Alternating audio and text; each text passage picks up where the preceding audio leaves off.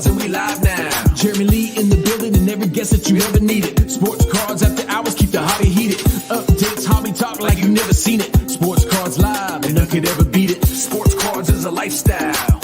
Sports cards and we live now. Welcome to another episode of Sports Cards Live with your host, Jeremy Lee. All right, everybody, welcome to episode number 167 of Sports Cards Live. It is Saturday night, January the 7th, 2023, and my name is Jeremy Lee. I want to thank Lane Pierce from 130 Point for joining us for what was the last episode of 2022. Thanks to Lane. You can view that episode on the channel. It was a great one. Be sure to check it out. I want to ask you to join close to 250,000 people who have already downloaded the Center Stage app across both iOS and Android for quick comps with your Reddit card show or to help you price your own cards for sale on any platform. Check out their collections and albums features too, which they've recently released. It is continuously improving. They also made a big update on iOS to allow collectors to share their albums and profiles with each other through iMessage and Apple Mail. They're about to enable hyperlinking so people can share their profiles through Instagram, Hangouts, Facebook, and more. So please join me in supporting the great team they have and the innovation they're undertaking. And final comment on Center Stage tonight. I was in Arizona over the holidays, and I was hanging out with my brother who had bought a big card collection, and we went to his office and we used Center Stage for a couple hours to price out a bunch of the cards that he had, and it worked out really well for him and for me. It was a lot of fun. All right, guys, also check out the Whatnot app for auctions, group breaks, buy it nows for shows hosted by some of the most entertaining breakers in the hobby. Also want to shout out Leighton Sheldon, Just Collect. Leighton will be joining us for the Vintage Update segment tonight. And I also want to thank Rob Gerard, the sports card therapist, for having me on his final roundtable episode, along with Chris McGill from Card Ladder and Matt Cyrilnik from Instagram, Matt EC Collection. We had a great discussion for about an hour late last year. Check it out on the Sports Card Therapist YouTube channel or podcast. Also, speaking of Matt EC Collection, Matt will be joining me on the channel tomorrow for Collectible Live. We're going to have a great episode with Matt. He's a really interesting fellow, has a great approach to the hobby. So check that out tomorrow. We'll go live at 7 o'clock Eastern.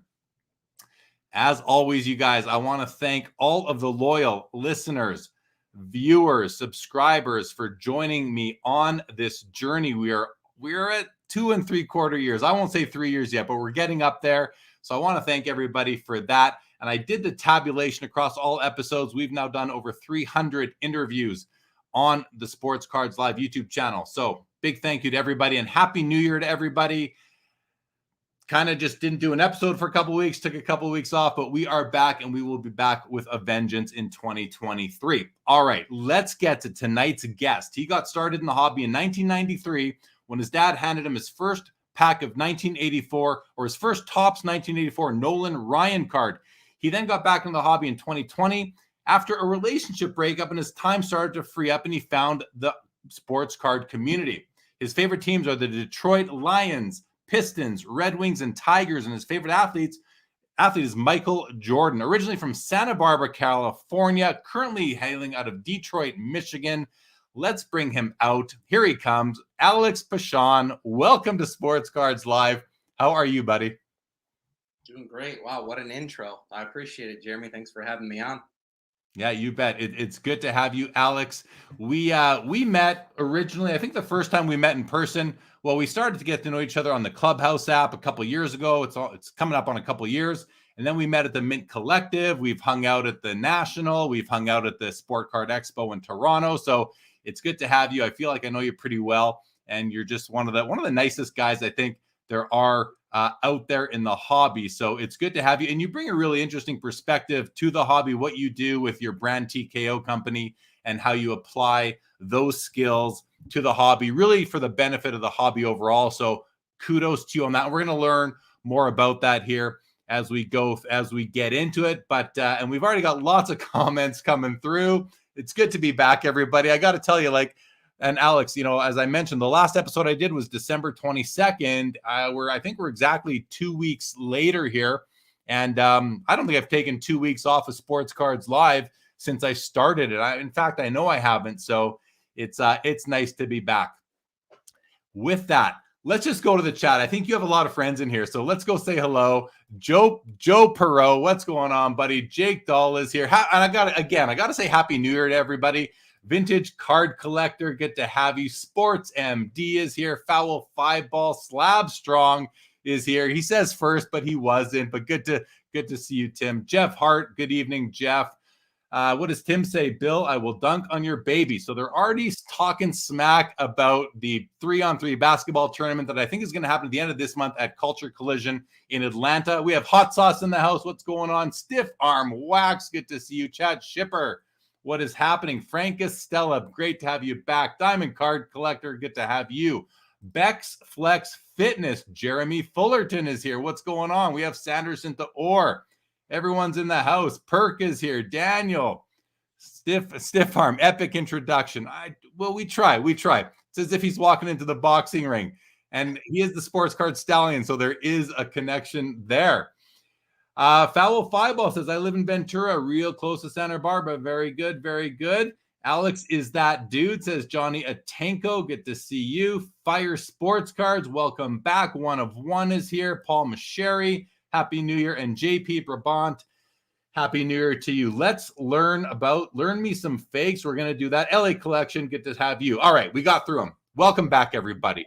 All right, Alex, it's great to have you, buddy. So let's just, I think the way I want to start this, before we get into what you're doing with fakes, is we just had the turn of the year, 2023. We're in 2022. We're now in 2023.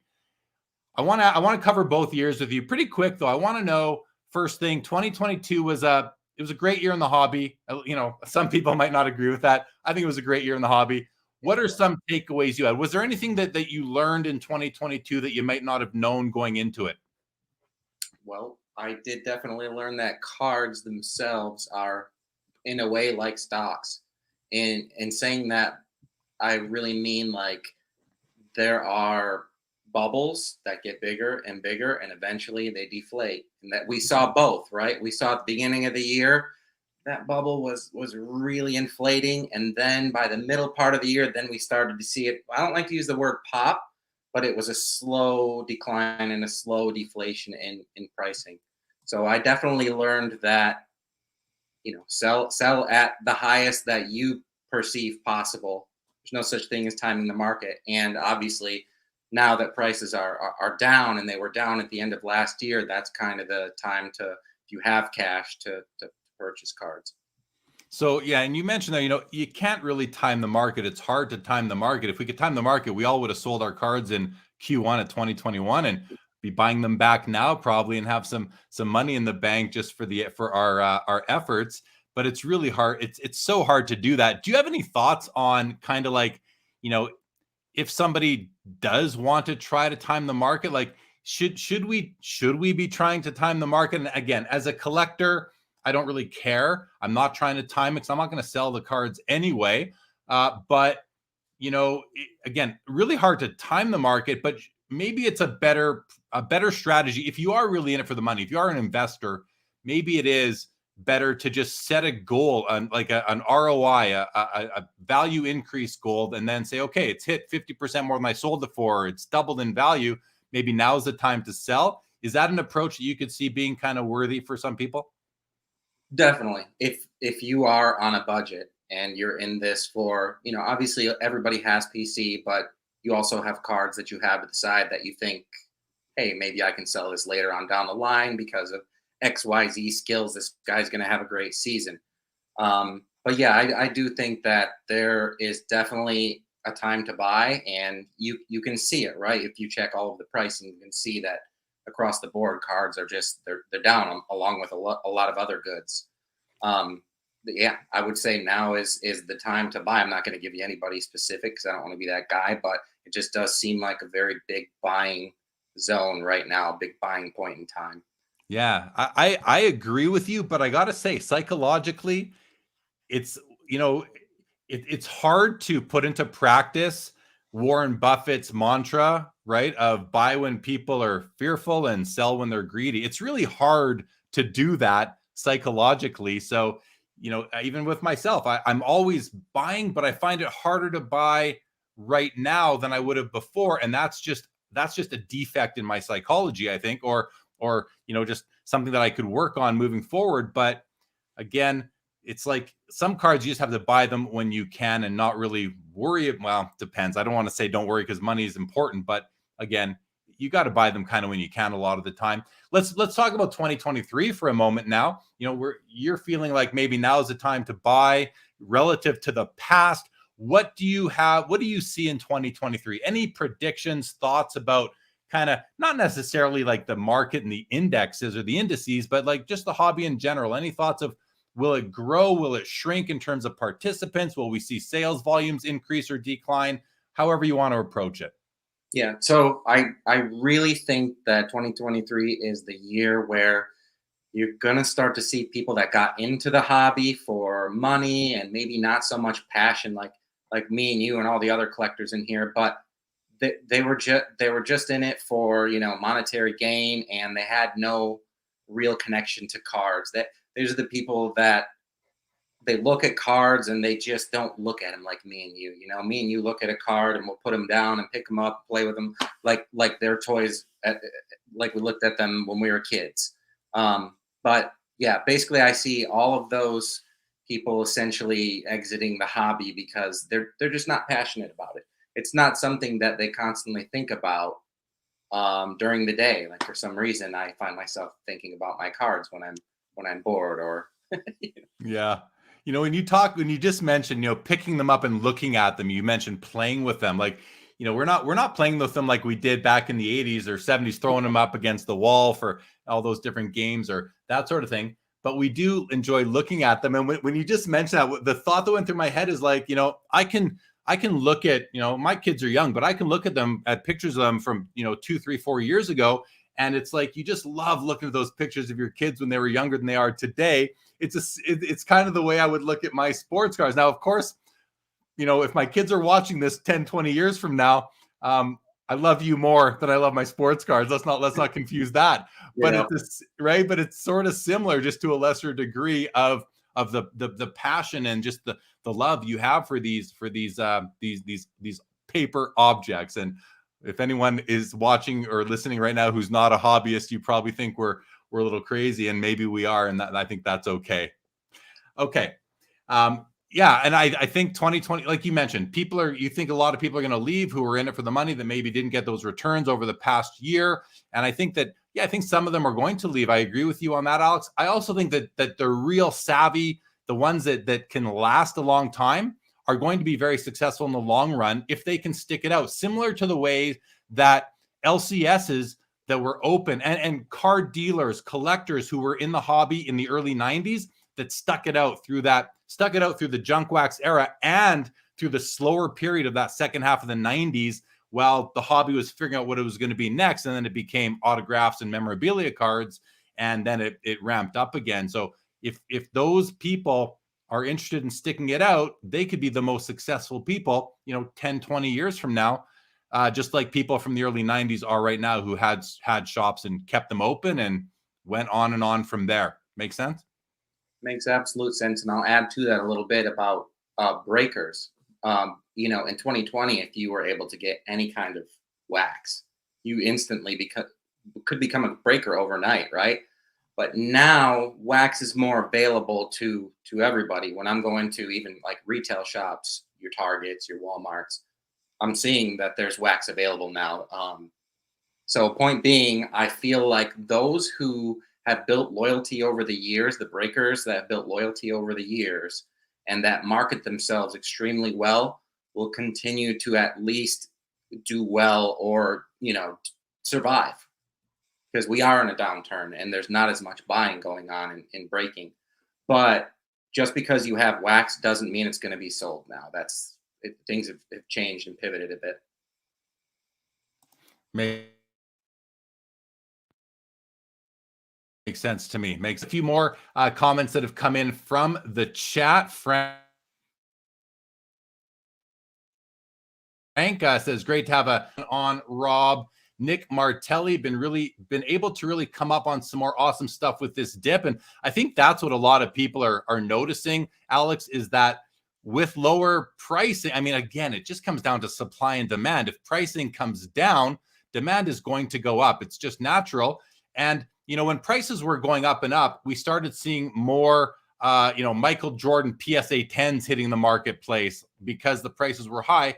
Now, as prices come down, I think some people get fearful and they're like, oh, I don't know how much further the values are going to go down. So I'm going to put more cards onto the market and maybe try and get out, which is providing even more opportunities for hardcore collectors to acquire more and more cards. So interesting stuff. Collector's dream, what's going on? Show your slabs, says Corey, says throwing them up on the wall. Now, not at the wall, up on the wall. Oh, there you go. Displaying them on the wall, not throwing them at the wall. Richard Zangrillo in the house. What's going on, Richard? Daniel A says, guys like you are a reminder of why this hobby is the best.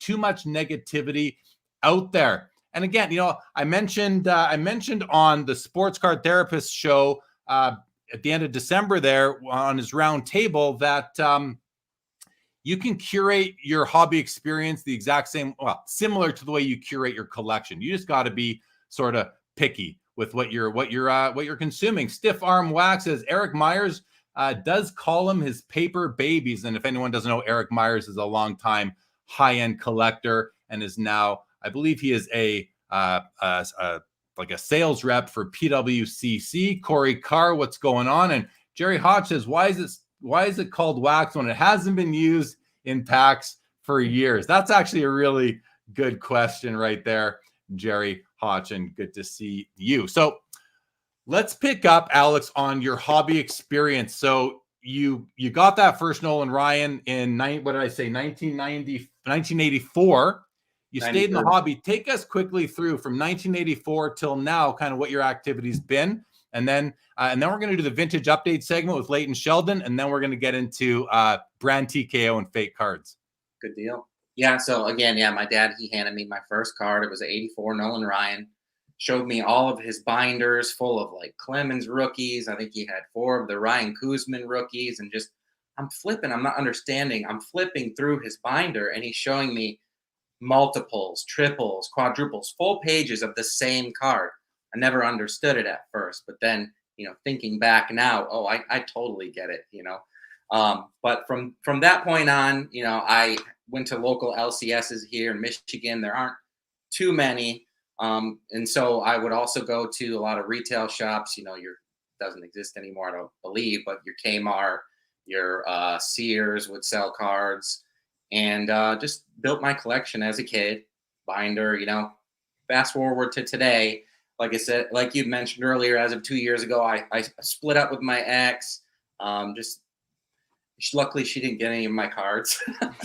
But I realized I had a lot of free time on my hands, and how was I going to fill that free time, that kind of void? And I realized that there was an actual community that had been built behind the whole hobby now, and I was like, wow, this is amazing. There's so many different personas and Instagrams, and I was hooked. I was hooked again. It wasn't even about the cards. It was about the community behind it, and the cards were just an added bonus.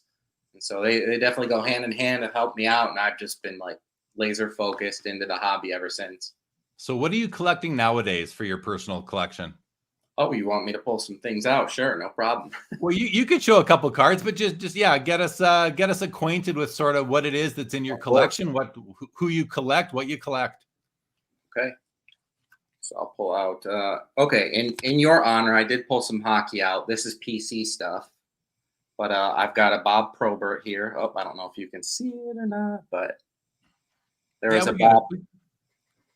There we go. Bob Probert, autograph, on card. Rest in heaven. There's another Probert. Bob Probert, passed away. He was one of the most iconic heavyweights in the NHL. He was a bruiser for sure. Here's another one. Bugard, who's also no longer with us. I really enjoyed the bruisers in hockey. They had a job. They knew what they had to do. And, unfortunately, CT and all that other stuff kicked in. Here's a Luka to 10 gold. This one is from the Flux. So I do collect Luka. Here's another Luka Doncic. And he's on fire right now. He's just been playing his best ball. Is he ever? This one is a Lords of the Court. I'm a huge fan of the die cuts. Die cuts are... That's a nice looking card. Mm-hmm. And then another Flux in a SGC 10. And what? So I mentioned that when I asked you what your favorite teams were, it's basically all the Detroit teams. So do you collect something from like the Lions, the Tigers, the Red Wing? Well, we saw some Probert in there, but it's Piston. What about the Pistons? Do you collect any? Were you collecting the bad boys back in those players from that's when I was a Pistons fan in the 80s. Yeah, I had your Joe Dumars and your Isaiah Thomas and Dennis Rodman, all of them. Unfortunately, and fortunately, it was just so the sets were so limited. There weren't really inserts back then, and I think that was just definitely a different time. What about the Lions? Right here. Oh, I got a Calvin Johnson Exquisite Gold in a BGS 8. It's a nice card. Yeah, and I believe so. Like a lot of the Exquisites, I believe those got shipped directly to the player, so they would be on card. And so the grades not the best. The players probably didn't handle them so well. Here's the last Lion. Actually, he's in a Packers uniform here, but I don't know if you've seen any videos of Jamal Williams. Man, he is he's a real hoot on social media. 16, I think 16 touchdown season so far. This is the Cracked Ice rookie. And very nice. The Lions are actually playing the Packers, who drafted him this weekend, tomorrow actually. And it's essentially like a playoff game if Seattle loses. So he'll be playing with a chip on his shoulder. I'll be rooting for him. It should be a great game. It's at Lambeau. Nice. Frozen Tundra. Anything else about your personal collection you'd like to mention or speak to or show? I think that's about it. I will tell you this. I hope that this set of cards comes back some way, somehow. But do you remember Action Pact? I do. Yes. I see Leighton's nodding his head in the back room there too. Of course I do. I love Action Pact. They have the 3D effect. I don't mean to blind everybody with the lighting. They have the 3D effect, and they have 24 karat gold stamping right here. I love this one. It's a Barry Sanders 24 karat gold card. And then here's an Elway 24 karat gold card. And they also, I believe they were the first card company to have Braille on the back of their cards, so that those who, blind people and those who understood Braille could feel the back of the card and essentially read it. Yeah, that's really cool. Really cool. Chad Chipper says Proby in honor of Bob Probert. And we have Trading Card Chick in the house. Becca, welcome to the show. Becca will be our guest a couple of weeks from now, I believe. Looking forward to having her on the show. So make sure everybody tunes in for that. Jake Dahl says, Alex, you like the Fighters in the Game Enforcers may be a product for you. That came out several years ago now, probably like 10. But you can definitely find cards on the secondary market. Stiff Arm calls fire at the cards you're showing. What does Frank say? The Bruise Brothers, Probert and Joey Kosar. Yeah. And then Corey says, nice. So he only collects dead hockey players. At least they can't be canceled, which is true. They cannot be. Okay. And what is we have Richie Zangrillo. We're all members of the Becca fan club. Yes, Becca will be on again in 2 weeks. Hot Sauce loved the Luka Gold. So for anybody who's joining us for the first time in maybe a couple episodes or a few episodes or a few months, whatever it may be, Leighton Sheldon from Just Collect is joining the show on Saturdays for a 5 to 10 minute segment where he's bringing us we're evolving it as time goes, but we're going to have like a teaching moment on vintage cards, maybe a highlight card. So we're going to bring Leighton on right now. And, it's interesting because there are counterfeit cards in this hobby, and we're going to get to Alex's expertise with that and how he's approaching it and how he's really serving the hobby, the community with what he's doing, his actions. And it's quite noble. So maybe Leighton has something to mention with that. Leighton, how are you tonight? Welcome back to the show. What's going on? Oh, Happy New Year, gentlemen. Thanks for having me. Happy New Year. Hey, Alex, how are you? Oh, not too bad. Happy New Year. Yeah, same to you. It was cool to check out some of your collection. I certainly remember action pack cards. And I collect a little Luka myself. But I feel like, why not? He's one of the most exciting young players in the game. And he's certainly been on a tear. So it's been enjoyable to watch. Definitely has been. Certainly has been. Yeah.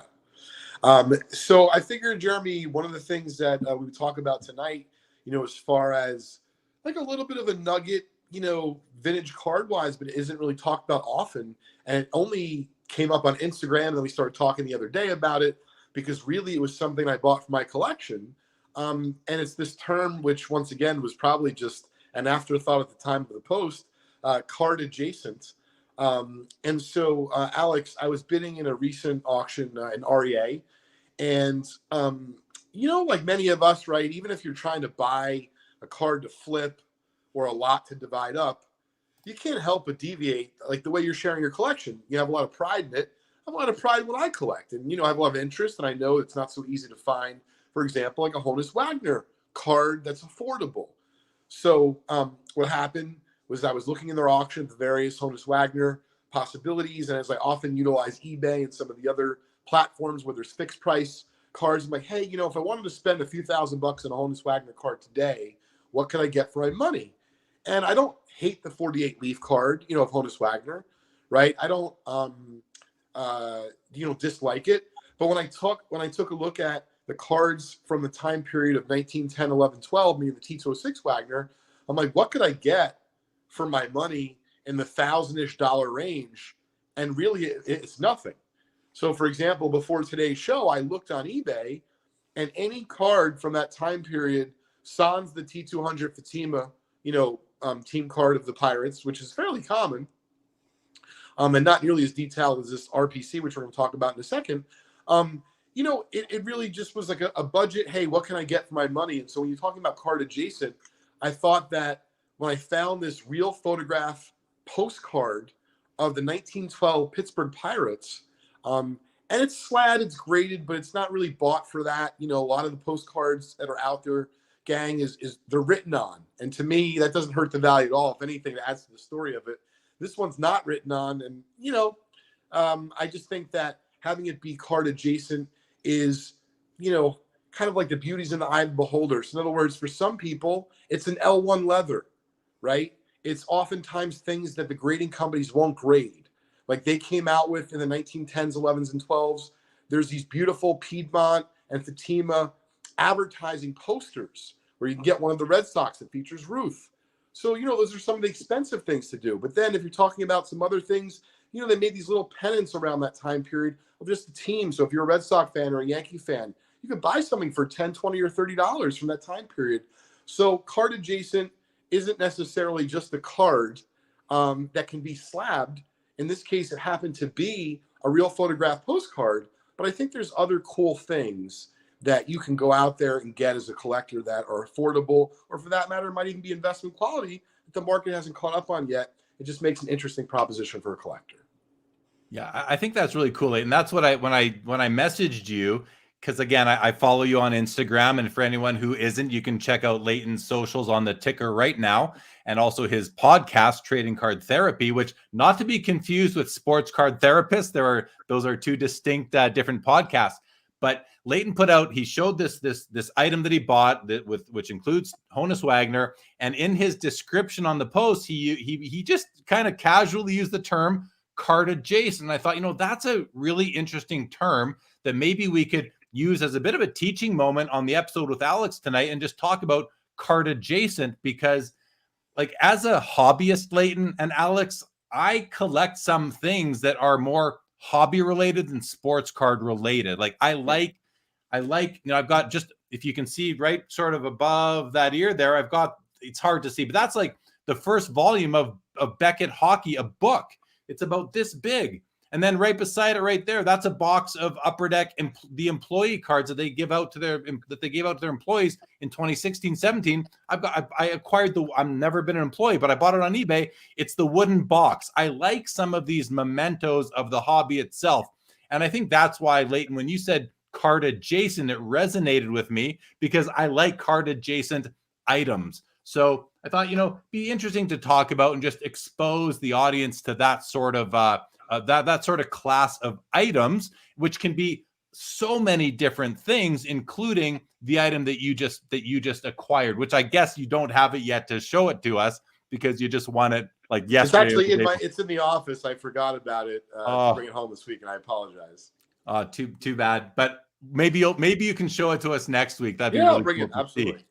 Yeah, right on. Anything else vintage wise? And again, what Leighton and I are trying to do with this vintage update segment is focus on vintage, because I love vintage.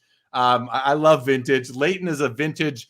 He's a treasure hunter. He's a professional treasure hunter, as he calls himself. And I just want to be able to provide a learning moment, a teaching moment to the audience, to the chat, to everybody who's watching or listening, and maybe one other sort of item on the agenda if Leighton has it. Is there anything else you'd like to address? No, but along the lines of talking about this card adjacent, I think it's really cool, Jeremy, that you're into some of the quote unquote mementos. I am too. It's generally of the vintage nature. But for example, in the same auction, I actually bought it for Vintage Breaks, our breaking company, just to kind of give it away. But we bought like 200, tobacco coupons that were literally given, in these tobacco packs back in the day to be utilized for one reason or another. And it's not really, sports. It's somewhat card related. It's card adjacent. And I don't necessarily know how much value there is. It might have been $5 or $10 a unit to buy a couple hundred of them. But they're super cool. And so when you start to find these little nooks and crannies, my final piece of advice on this particular thing, and I think this could help the folks out there, if you enjoy something that's not graded yet, forget about thinking about if it will get graded in the future. That's not the point. You're probably going to be able to save some money because that premium isn't attached to a grade of a 9 or a 10. And so, you might be able to buy, photographs have obviously changed a little bit, but definitely storage vestibles, whether it be the one Jeremy's describing from Upper Deck employees or display boxes, like they're not graded yet. People know if they're authentic, but that might be a nice opportunity for you to own something from a particular time period where maybe you can't necessarily own your dream item or your grail item, but you can own a card adjacent item and do quite well for yourself and be happy. Yeah. Awesome. I think it's cool. Let's just before you go, Leighton, and thanks for the information. Bobby Burrell here says BF3 pennants. Bobby's familiar with a lot of these older things, and I'll show you why in a moment. T Dot says me too, card adjacent. Nick Martelli, vintage boxes of sports cards are amazing for that. And again, Bobby Burrell's in the chat. I've bought old boxes of like the gum that card manufacturers used to make before they made cards. I think that's really, really cool stuff. T-Dot says like the 83 Gretzky card/coin. There would be on Collector's Dream calls out 1907 Tigers postcard with Ty Cobb rookie. Hello to Jeff McMahon. Couple, and then Bobby says so he's VHC is vintage hobby collectibles. Love them. I'm just going to show you something because Bobby is an author. He's a hockey historian. So his first book is and maybe not his first book, but the first one that I have is this book right here, Vintage Hockey Collector. And Bobby wrote this, and it's just like, check this out. All the pictures of everything. Unfortunately, I don't know if you can find this book anymore. It's out of print. And but look at that as a reference material right there. And then his second book, which is kind of the continuation or the volume 2 of that came out, and it's more of a sort of price guide, but there's still lots of nice pictures and stuff in there. So these books, especially the first one I showed you, has pictures of tons of these collectibles that are not necessarily cards, but card adjacent. So thanks, Bobby, for popping in. Thank you, Leighton, for joining us tonight and sharing the knowledge. And we'll see you next week.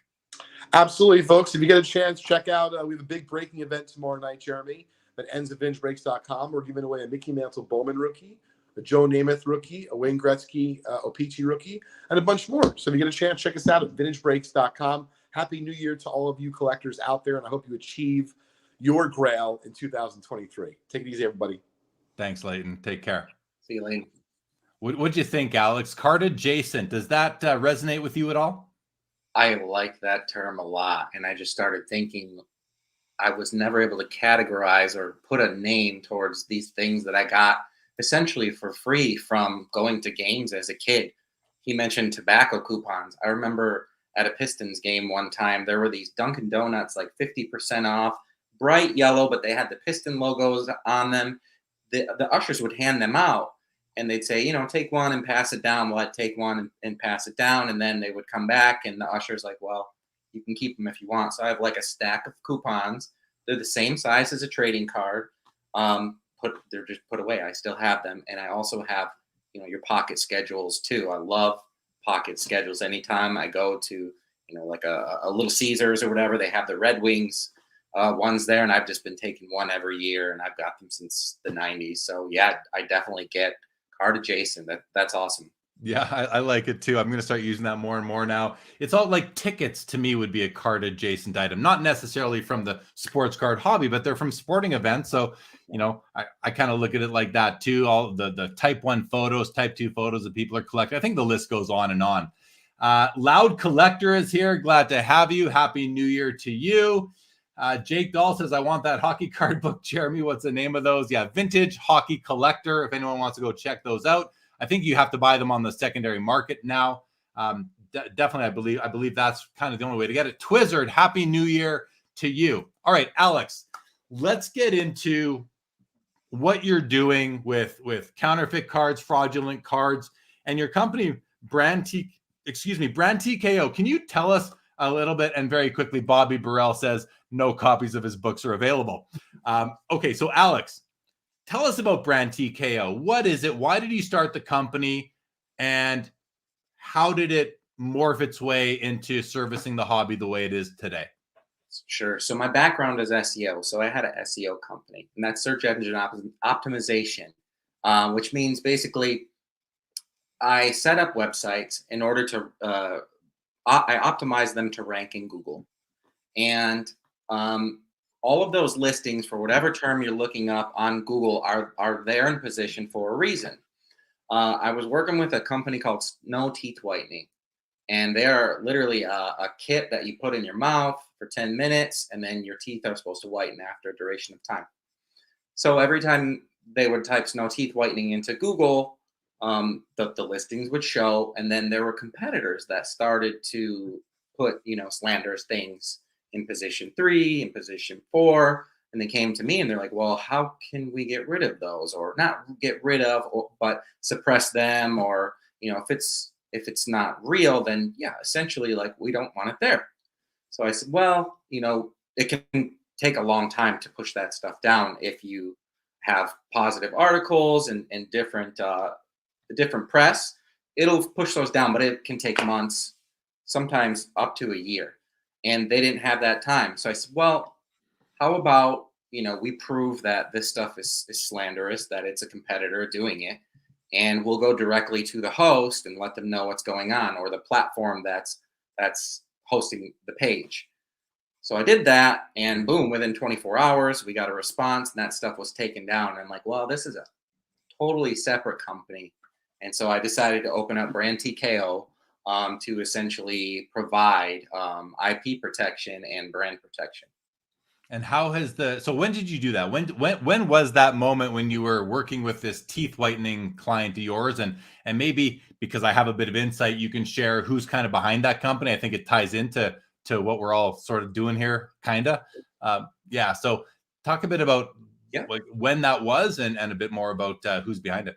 So that was in 2019, and actually the owners of Snow Teeth Whitening Company that are partnered in are Rob Gronkowski, so Gronk, the tight end of the Patriots and the Bucks, and as well as one of the greatest fighters and boxers of all time, Floyd Mayweather.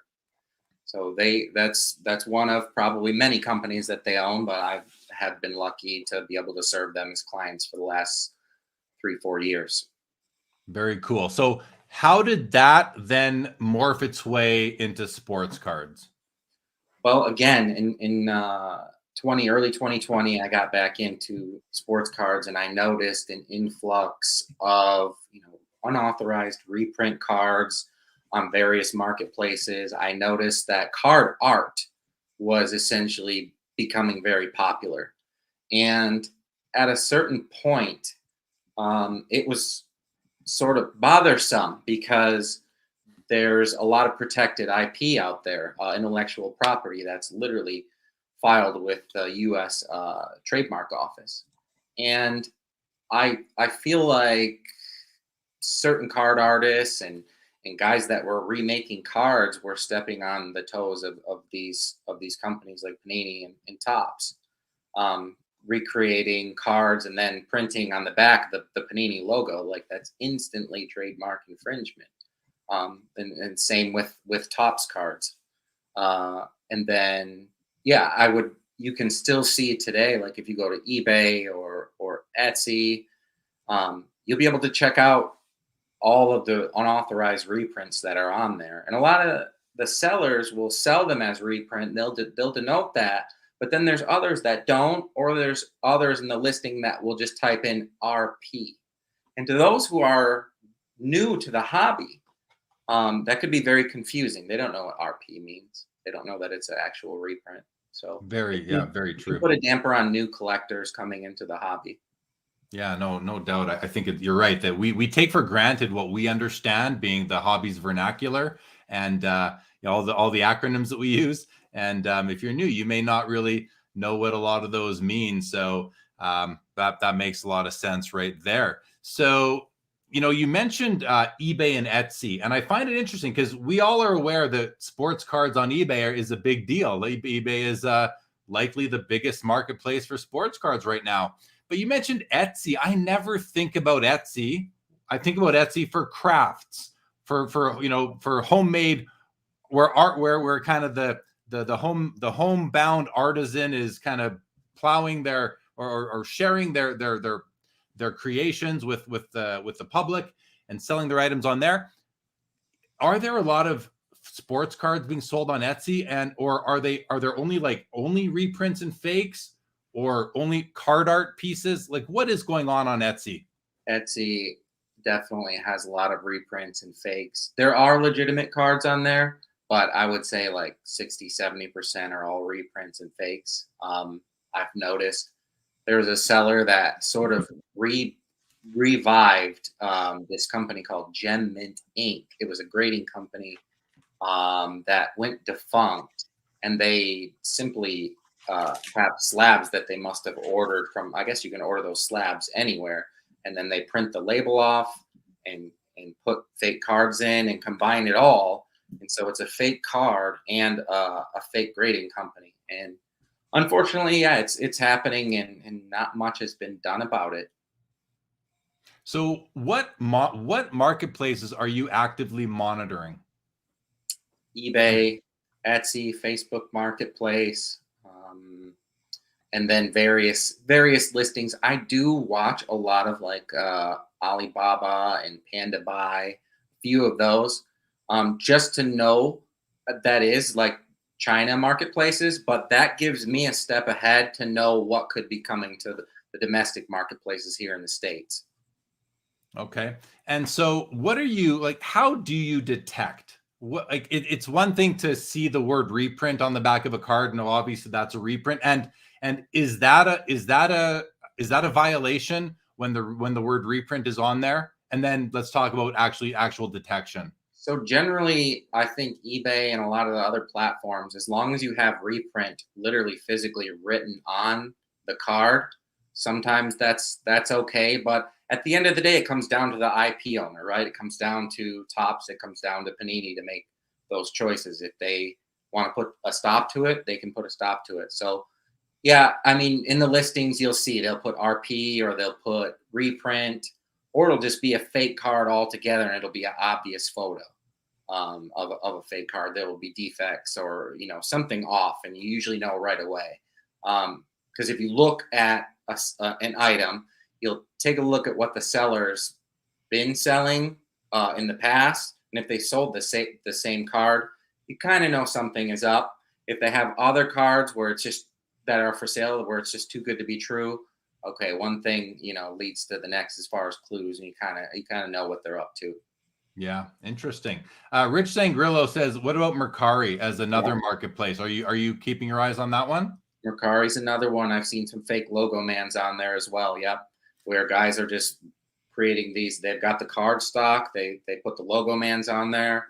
and they're selling the cards on there. And there's a reason why they're selling them on Mercari. It's because they've tried to sell them other places and they can't. They're either getting caught, so they're going to all of these third tier smaller marketplaces just to sell them. So, and they're selling. That's the thing. That's the sad thing, is they are selling and they're making money off of them. And they're selling them in a deceitful way, right? I mean, for the most part, somebody put a post on Instagram earlier today asking what a Gretzky rookie card reprint was worth. And I had a little bit of fun with it, just kind of shared it to my story. And I responded and I said, close to zero, because I don't think there's really any value in them. But then as a potential, I put it up a question. I said, am I wrong? Is it not worth close to zero, or is it, or was I being generous, or maybe it's worth $20? Like, what do you think about that? Is a reprint of a card that is otherwise worth thousands of dollars worth anything? And question for the chat too. Put in, you guys, please opine on this yourselves. Is there any value in a reprint of a what would otherwise be a valuable rookie card? What are your thoughts, Alex? So let me dissect this for a second. We're talking about reprints. Now, there are authorized reprints, like Topps will have their anniversary reprints, which do hold significant value. Then there are unauthorized reprints, which you and I, and probably the Gretzky that was on there. Now, do you know if that was an anniversary, or was that more like someone had a printer and they printed right it? So first of all, thank you for pointing out this very important distinction. Reprint is I think I've been using the term maybe not properly so far, because Topps, Upper Deck, they can reprint cards that they have licenses that, I mean, Upper Deck owns O-Pee-Chee. They can reprint an O-Pee-Chee card now, and that's okay. They're not trying to pass it off as an original rookie card from the 70s or 80s. So that's a reprint. I don't know, what do we call that? A reproduction or a reprint? But I think what we're really focusing in on are unauthorized copies. Whether we want to call them reprints or just counterfeits. I have a small collection of fake Gretzky rookies that I keep with me as reference and to show people what to look for. One of those 4 actually says reprint on the back. So somebody stamped the word reprint on the back. The other 3 are meant as counterfeits to deceive people. So yes, we are only speaking about fraudulent copies, counterfeits. Yeah, great. Yeah, we definitely have. There's a distinction between the two, definitely. Yeah, for sure. So, okay, so where were I? feel like I just kind of went off on a bit of a tangent there. But with that, let's just, because I don't remember where we were a minute ago. So I'm going to, oh, wow, tons of, here we go. Here come the comments from the chat. So Richard says counterfeits. The value. We were talking about the value of them. So a counterfeit, is there any value to a counterfeit card? There's not. But I will tell you this. I have seen the unauthorized reprint rookies of I've seen Jerry Rice, with the green border. I've seen them get autographed. Now, the athlete's not going to know what they're signing. They're just going to sign it, and then life goes on. And then they'll get slabbed as authentic, just the autograph by, companies like PSA. But it's on a counterfeit card that was never authorized by, Topps to be printed. So it's like, great, I've got this autograph, but it's on literal counterfeit card. So I think that's the only way, to me, that they would have value, is if they got signed on card. But otherwise, if they're unauthorized reprints, they're just going in the garbage. Yeah. Or they're staying in my collection to show others, what to look out for, just as you have with the Gretzkys. I think that's really important to do that. And, there's another, I've shown a couple books here already, but our friend Ryan Nolan created this book, or put out this book, Spotting Fakes, just last year. And it's been a really important tool for a lot of people. You're familiar with Ryan Nolan and his work? I see. Not at all. No. So considering that you both are, looking to serve the hobby with this knowledge, are you and Ryan in contact with each other? Do you share any sort of hey, I saw this card. Will he send you a copy? Will you send him a copy? what sort of a working relationship did the two of you have? Yeah, so I noticed his main like he's an expert all around, but his main expertise, because he does PC a lot of baseball, is vintage baseball. But yeah, every once in a while we'll touch base and talk about what to look out for. And the last time we spoke, we kind of talked about teaming up in some form or another. So stay tuned for that. Ooh, very interesting. Very interesting. All right. So let's go to what some of the people in the chat are saying. Mark Santucci says, go to a local card shop. There's definitely an opportunity there to avoid some potential downfalls. Hot Sauce says, Alex taught me there are fake BGS raw card review cards out there. I mean, where there's money, there will be that going on for sure. Joe Perot says, Alex dropping high-level knowledge. So Mark Santucci says, I have Mantle's complete set, but I have the reprints.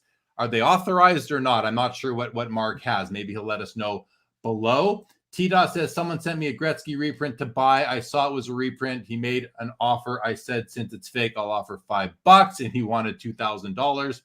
Some people don't know what they have, though, and it's because maybe they don't know. They didn't know what they had. They didn't know what they were buying or acquiring when they got it. So Nick Martelli says, my dad likes reprints because he wants cards he had as a kid, but doesn't want to fork over the money for vintage now. So he likes them just to have. I understand that, but at the same time, I don't love it because it is encouraging the fraudsters to continue to produce them. So it's unfortunate, but I understand why some people might still buy them. But again, don't really like it. Paul says, agree, authorized is good, but should not be nothing. Well, authorized, again, if it's authorized, who's it authorized by? Is it the company reproducing it themselves? Then you're going to have some value there. There's tons of cards there. Even I saw someone mentioned the Star Jordan was reproduced by, was it Topps? And that card can sell for $150 because it's an authorized reproduction or reprint. I'm not sure what we would call that. Anniversary. Yeah. Say again? Anniversary. Sometimes they call it. Yeah, an anniversary reprint. Yeah. Sexton's Kentucky says fake reprints are worth jail time. My favorite answer so far right there, Sexton. Thanks for that one. Twizzard said, I think the value pertains to the buyer.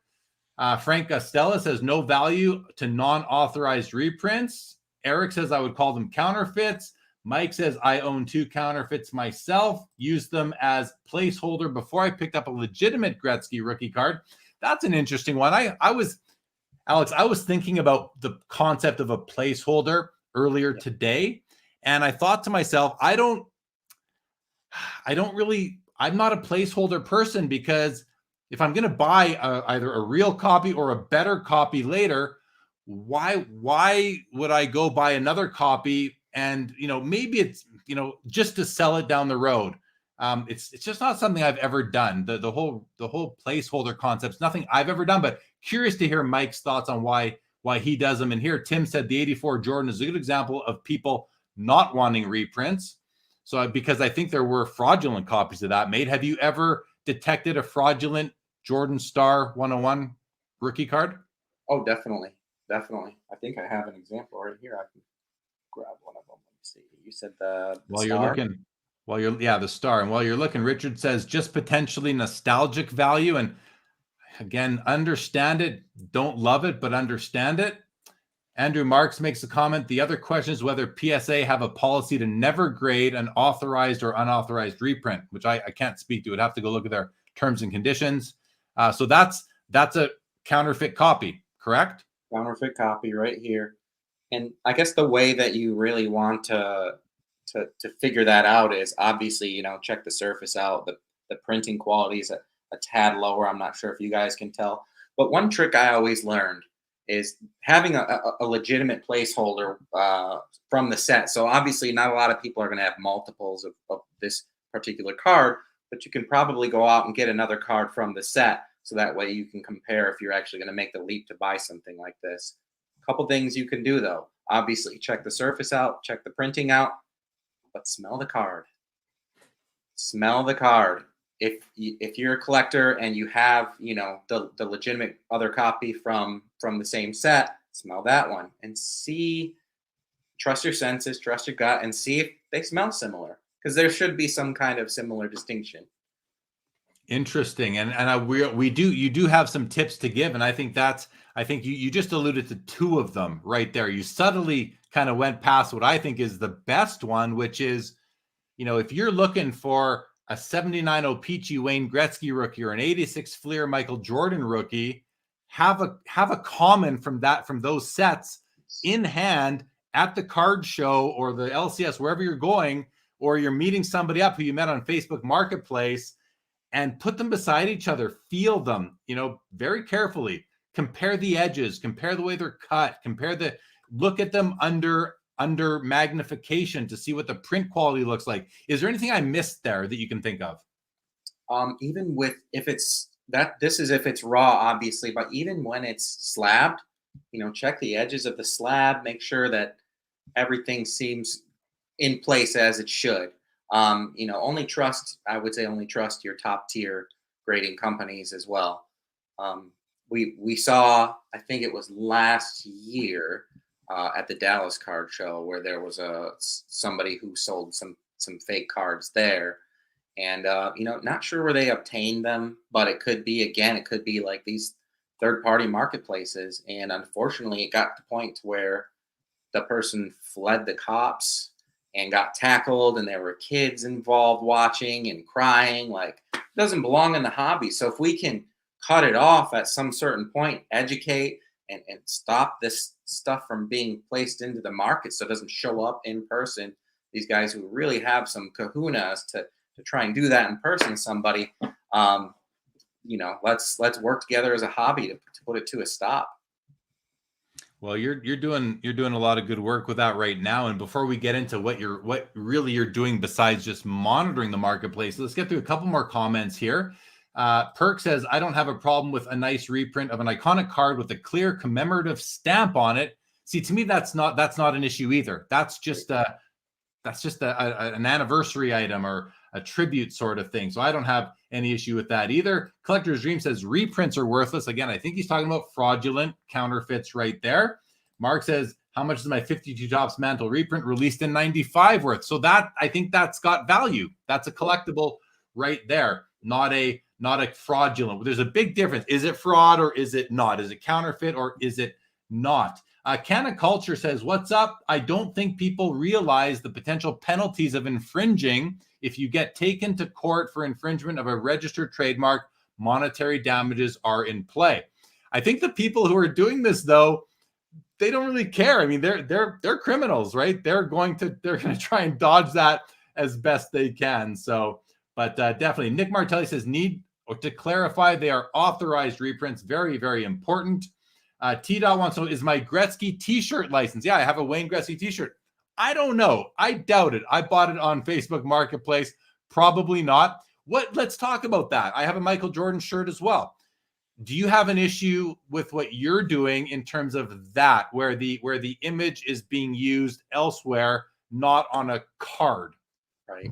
Well, it's not particularly if I have the issue. It's if the IP holder has the issue. Now, that there's different categories of IPs, of intellectual property. There's categories of, well, do we own this logo for specifically cards, or does it pertain to clothing as well?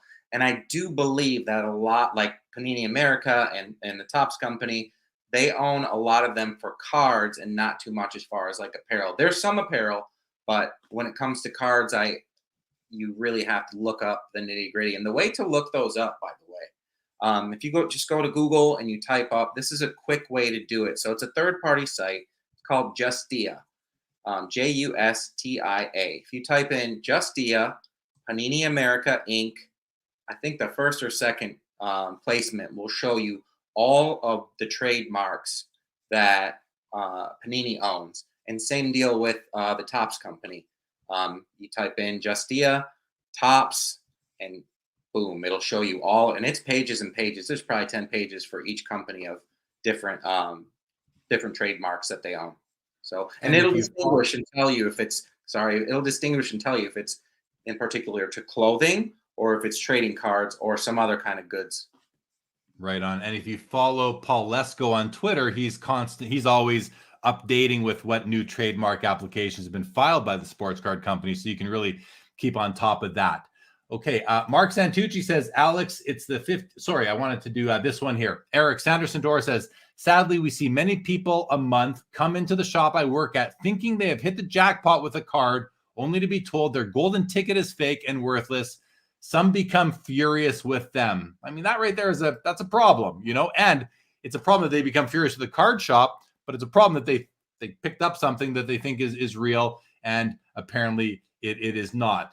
Here, Mike says, I paid $5 for 2 counterfeits, so not really out of pocket. No, and is it worth it for the counterfeiters to do it? I guess it depends how many they are buying. Colin Murray, who knows his vintage, says people buy the reprint as a filler. Lots of Jordan or Patrick Waugh, Mario Lemieux out there. Yeah, there's actually I've seen it before at card shows. There's a guy who will have stacks of all these different reprints, and he's out there at a card show selling them. I'm certain they say reprint on the back. Otherwise, I don't think the card show promoter would let him sell them. That's an assumption I'm making. But that, I mean, it's not great, is it? Like, no, definitely not. Definitely not. I feel like, yeah, I think Canna Culture said something earlier about, you know, that there are penalties if you're essentially caught. You know, it's I don't know if it's civil or criminal or both, but it's in that realm. And if they want to push, you know, getting back what was lost monetarily, though, companies like Panini and Topps will definitely do it. Yeah, if there's got to be something there to get, I would think. But interesting. Sexton says, I sent some exhibits to SGC that came back counterfeit, and I wrote on the back of them to prevent someone else from being duped like I was. And as you know, Richard here applauds that. I think we all do. That's a really great strategy. It's a really great service to the hobby to kind of destroy those and make sure that they are marked up as for any future potential buyers. Okay. T-Dot says copyright is created the moment the work is fixed in a medium. Very interesting. T-Dot, do you have a law degree? Just curious. And Rich says public domain is a thing. Okay. Bobby Burrell says, glad Alex stepped in this area. The hobby needed someone to do something about this deception in the marketplace. The card adjacent market is rife with reprinted items. Sadly, I like how we're tying in card adjacent, Bobby, and you're obviously kudos to you, Alex, for what you're doing and just talking to you and knowing you. I know that you're really doing this as a service to the hobby, and I think it's a wonderful thing, definitely. Okay. So let's talk a bit about what are you doing now? You are monitoring these marketplaces. You're looking for these. You spot one. What's the first thing? You mentioned it in terms of the teeth whitening company, but speaking about sports cards, what's the first thing you do when you find what you believe to be a counterfeit, a fraudulent sports card? Yeah. So usually I'll go and I'll take a screenshot first and foremost. In case it does get taken down or someone's kind of ahead. There's other detectives out there that have gotten ahead of me. I'll take a screenshot and I'll show it to a few people. I'll look at it myself, show it to a few people and get their opinion on it. After I get their opinion on it and they tell me, okay, yeah, this is not real. So for example, a few weeks ago, I found a Panini Prism, Luka Doncic card, and it was a gold. It had a gold border, and I collect golds. And I know that those are out of 10 all the time. Golds, they're out of 10 with Prism. And this one in particular on the right-hand side said 1 of 1. And it was placed on there very nice. It was in the cursive writing. But I had asked, actually, it was Chris Hoge from Card Ladder. I asked him, I said, hey, is this, because he's a Luka collector. I said, hey, is this real? He goes, oh, no way. There is no way at all. I go, I didn't think so. And so after that, you know, I took my screenshots of the front and back, and then I'll create content around that, just letting everybody know, hey, don't bid on this. This is a fake card. I've let the seller know. I give them the option, hey, you know, you can take this card down, or me and the Army are going to report it because it just doesn't belong. Someone obviously made it. They didn't have the authorization to make it, and the time's ticking. So as soon as that happens, sometimes sellers will take them down. Other times they won't. And then when they don't, well, if you have multiple submissions to, like, let's say eBay, for example, in reports, that are saying, hey, this card is fake for XYZ reasons, you would see that explanation in my content. Then eventually 24, 48 hours, it gets taken down. So I think that's great, that you're doing this. Is it you alone? Like, is there a team? Are there people out there who are supporting you in this initiative? Because I can't imagine that you can cover it all. Yeah, I do get a lot of people that now, they'll go out of their way if they see something, they go right to me and they say, hey, this doesn't look normal. So they'll come to me and I'll 9 times out of 10, I'll agree with them and say, yeah, you're right. So then it starts all over again. Let's create some content, spread the awareness, and do the best that we can to get the platform to remove this. What would you like to ask the audience today, the hobby in general? What would you like to ask us to do to help make the hobby a safer place and to support you in what you're doing? Sure. Yeah. Again, yeah, the hobby is already following suit. If you see anything and you're unsure of legalities, or you think something is a possible reprint, or maybe it's card art.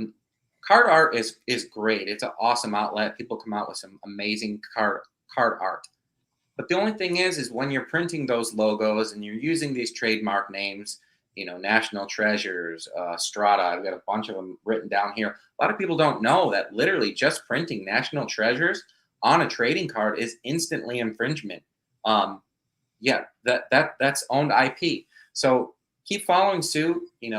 Contact me on Sports Card Stallion on Instagram and just let me know if you find any weird anomalies or anything that needs to be reviewed. Sometimes you just never be too careful. So it's better to get a second or third opinion on any of this stuff. So if you see anything, send it my way. I'll take a look and then I'll also check with my peers to make sure that it's legit or if something needs to be done.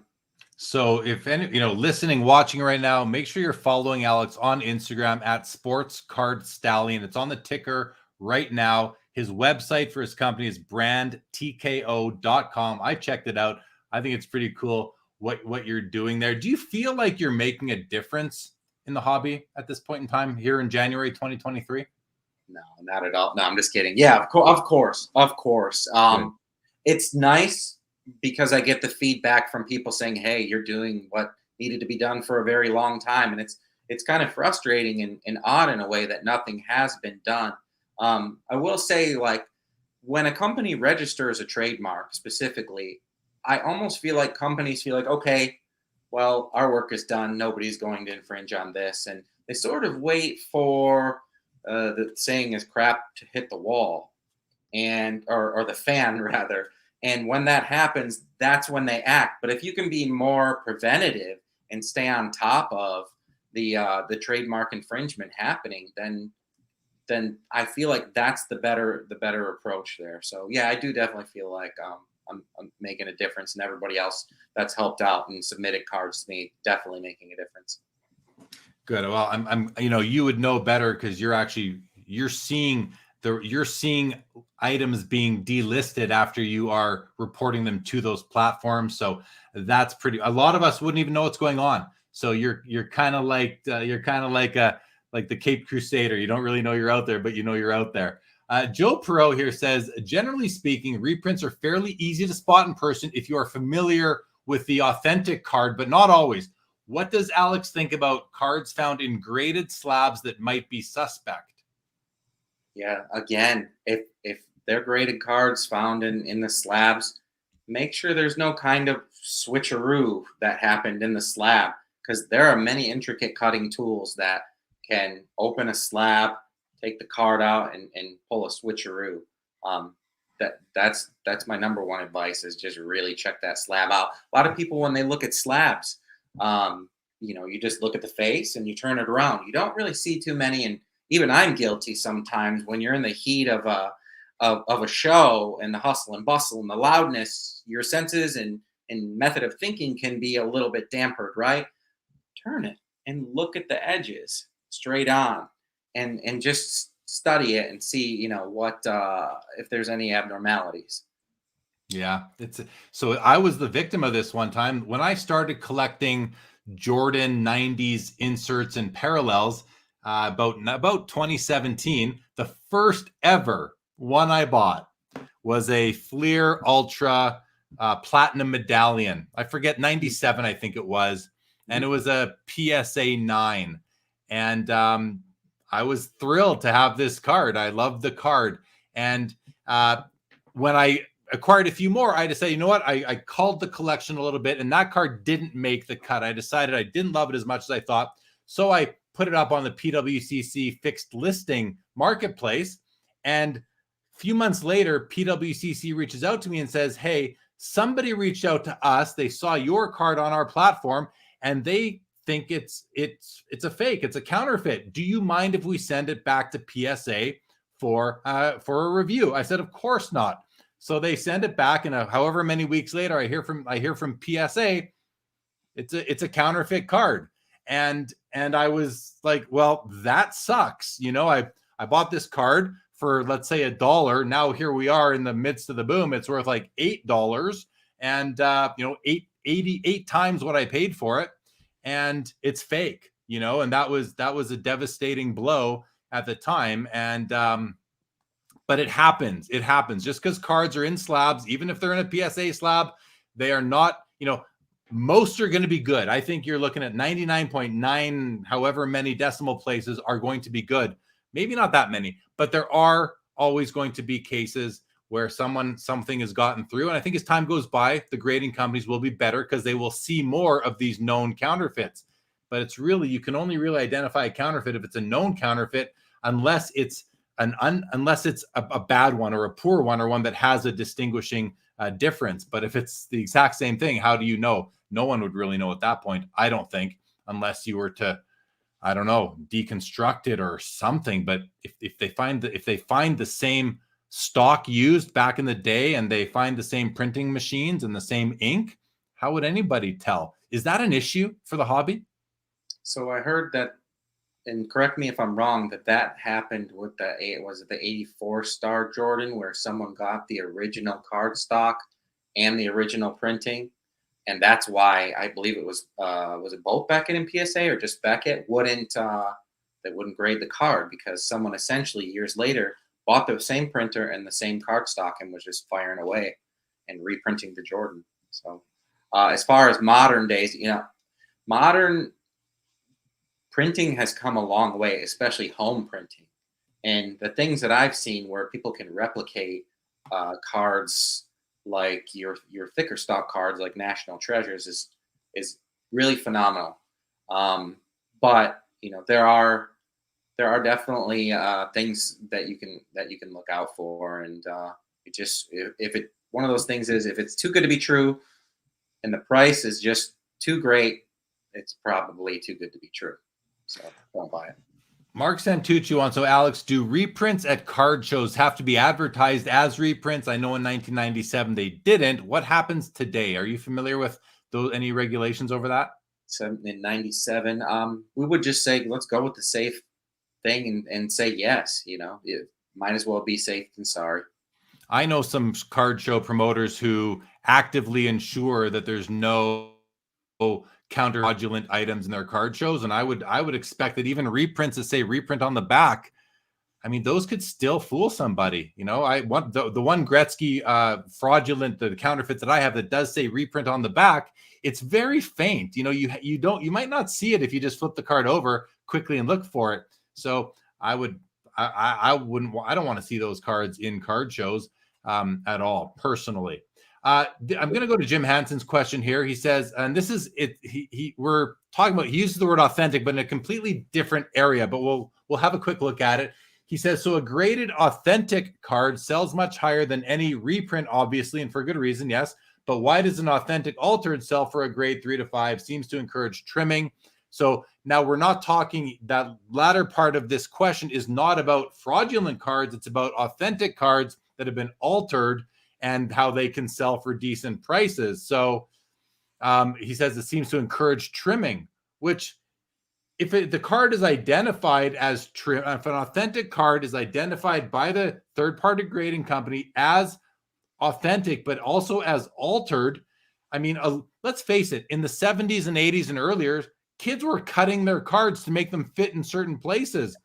Does that make them worthless today? I don't think it does. I think it makes them worth less, but not worthless. So, yeah, it's a tough question, Jim, and I think you're right. It probably does encourage trimming of cards. It could look a lot, that could go from a good, like a 2, to an authentic trim that might present like a 6 or a 7. What's going to sell for more? I'm not sure how those are going to sell, but I hear your concern. It's valid.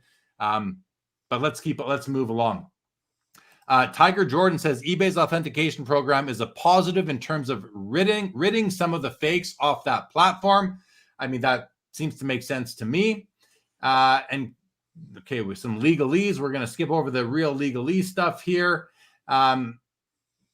Okay, let me ask you this, Alex. So when you're at a card show and you're looking at these cards, you mentioned, have a copy of an original card from that set with you, compare it, smell it, all these different ways to do it. Are there any other, what do you recommend you do if you are at a card show and you find a card that is you can reach out to Alex on Instagram, but we saw, you mentioned what happened at the Dallas Card Show last year. There was a big incident. It went viral in the hobby on Instagram, Twitter, and all that.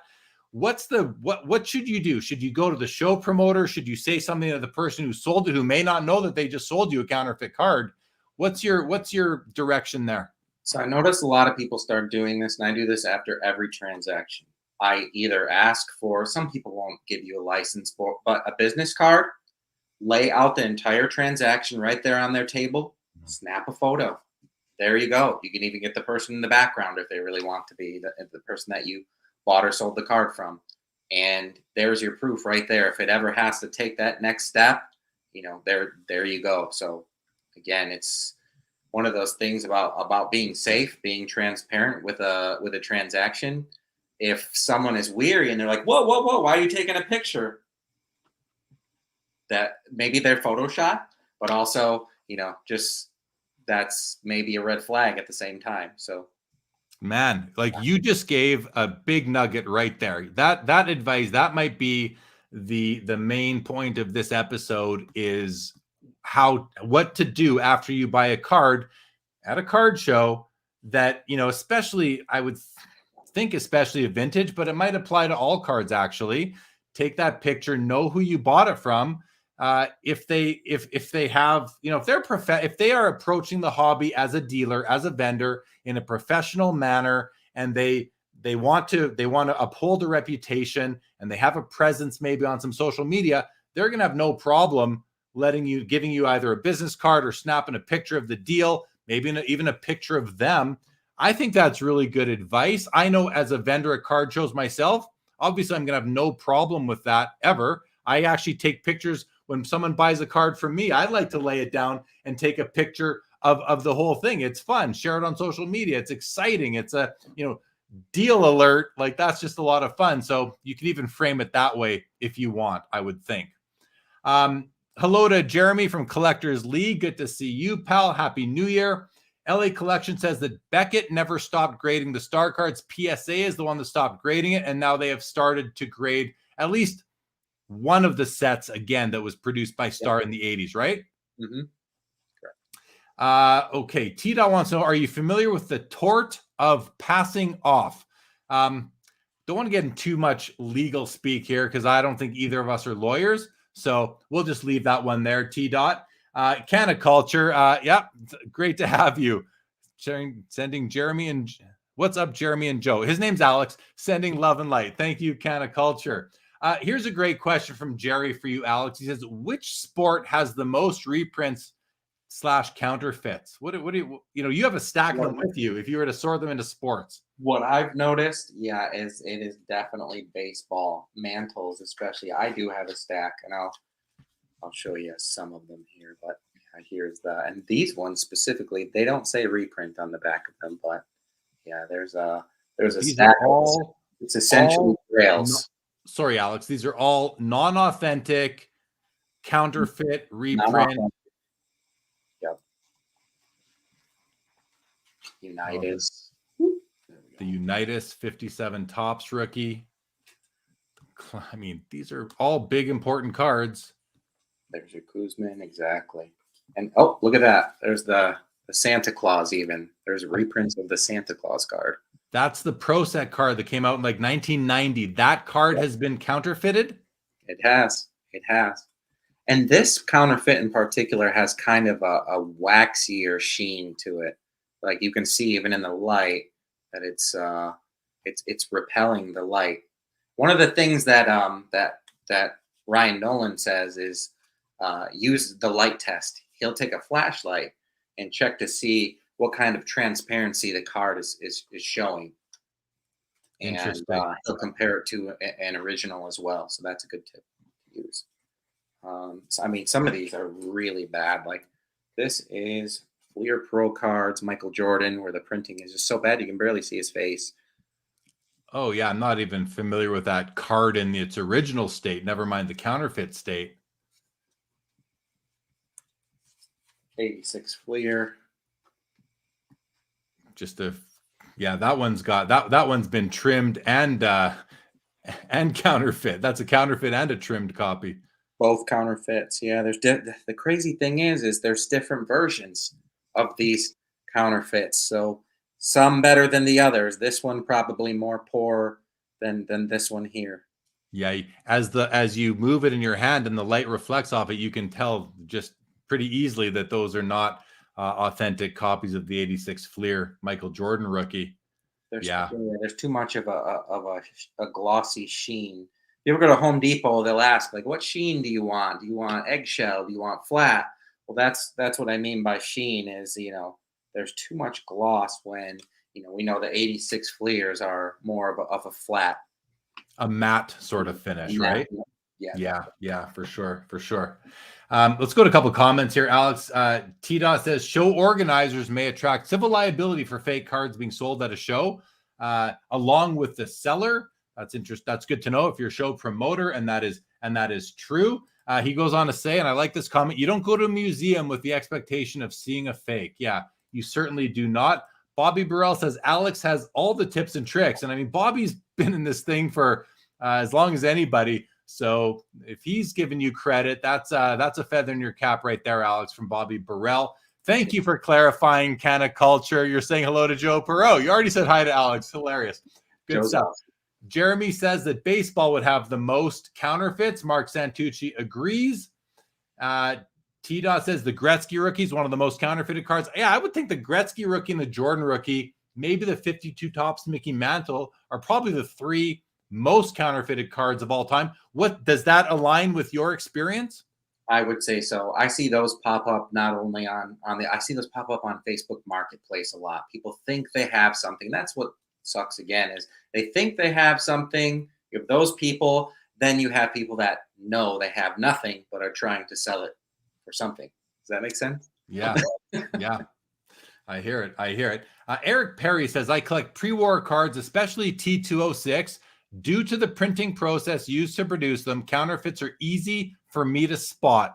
With 21st century cards, though, I wouldn't know what to look for. I think that's a really sort of important point and distinction between, when I think of counterfeit cards, I'm not thinking about cards from 2000 forward, Alex. I know there's probably some out there. I shouldn't say I know. There's likely some out there. Maybe I do know. I think the Kobe, Kobe's 90s, so that one wouldn't count. Maybe the LeBron Topps card's been counterfeited. That would be a likely target. But when I think about counterfeit and fraudulent sports cards, I don't think about cards from the 2000s. I'm thinking about cards, a few from the 90s. Sorry, not even, there's some in the 90s for sure, like those, a lot of Jordans and that. But I'm thinking about cards from like the 70s and back, the ones you just showed, along with, the Jordan, the Lemieux, the Joe Montana, those guys from the 80s as well. So interesting stuff. And good comment there, Eric Perry. Thanks for that. Tiger Jordan says that Beckett has graded several of the unauthorized, unreleased Star Jordan cards that were sold on the Home Shopping Network in 1997. If you're buying a card on the Home Shopping Network in 1997, you're going to assume, I believe, most common Home Shopping Network customers are going to assume that it's not fraudulent. So that could be a big issue for sure. JH says baseball is full of cheaters. Jeremy at Collectors League says trading card games, even more counterfeits. So he's talking about Magic and Pokemon and those sorts of things. Tita says integrity and trust is at the heart of the hobby. So thank you, Alex, for your detective work. Definitely. Jake's Toe is back. Happy New Year to you. Thanks for joining in. And Kana says Pokemon is bad. You have to use a light check on all Pokemon cards. And if the light shines through enough to see the Pokemon logo on the front side when lit, it's fake. Real ones have a black middle. What are you doing, if anything, when it comes to Pokemon? Pokemon, not my biggest area of expertise. So, I mean, I know that it's flooded. Pokemon sold the most cards. I think there was a report, like a year ago, where they said Pokemon was the most sold trading card, like over sports entirely worldwide. So that is definitely Wild Wild West. It's not my expertise. So, I applaud those that try to swim in that pool, because that's a tough one to swim, like an extremely tough one to swim in. But yeah, Caniculture, Ryan from Caniculture is right. Do your light tests and trust your gut. Have a comparable with you. And if you can't afford the card that you're looking at, have one that's from the same set that is authentic, so you can compare the two. Same deal. Yeah. So you're focusing on sports cards. You mentioned that, Pokemon cards, probably the number one highly produced sports card, likely followed by soccer stickers, I would think, by Panini, right? Okay. Here's a comment. Eric Perry says, for your information, the Pete Rose rookie from the 63 Topps card is by far the card which has been counterfeited the most often. There have been some in circulation for nearly 50 years. So that's an interesting. There's a trivia question right there. If Eric Perry is right, I'm not doubting you, Eric, but I don't know for sure. But if that is fact, that's a nice trivia question right there.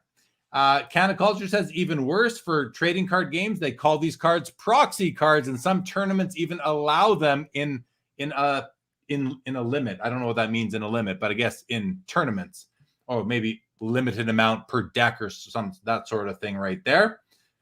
And Kana says, so people buy them with good intentions, sometimes as players, and then they can get traded around to someone who is a collector. And in the collector world, proxy is a synonym for counterfeit or fake card, which I think that's actually what it is from the sounds of it. And again, I'm no expert in TCG and Pokemon, but from the sound of it, it sounds right. Nick Martelli says, I was glad my design background goes a long way in this hobby because of learning inks and cardstocks and printing. Been beneficial for sure.